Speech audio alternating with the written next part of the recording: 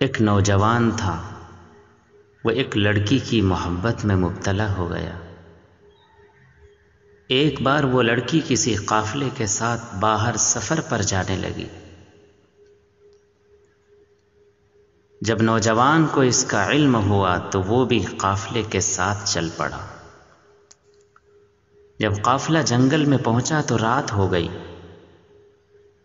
اور قافلے والوں نے اسی جنگل میں پڑاؤ ڈال کر رات گزارنے کا فیصلہ کیا۔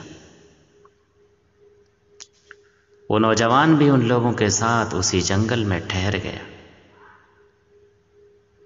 جب قافلے کے سارے لوگ سو گئے تو وہ جوان چپکے سے اٹھا اور اس لڑکی کے پاس پہنچا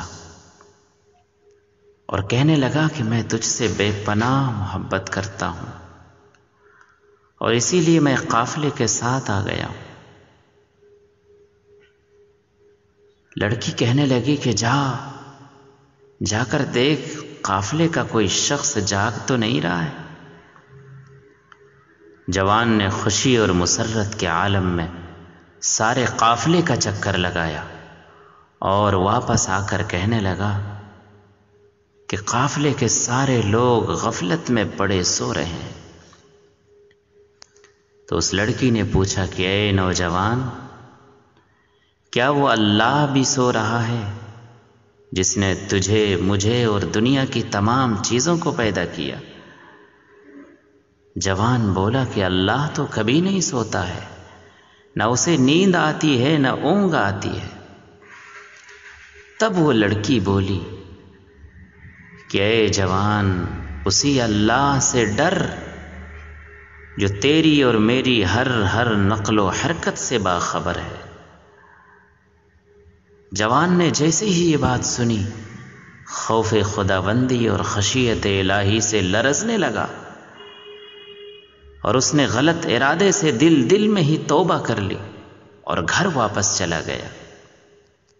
کہتے ہیں کہ جب وہ جوان مرا تو کسی نے اسے خواب میں دیکھ کر پوچھا کہ بتاؤ وہاں تمہارے ساتھ کیا گزری؟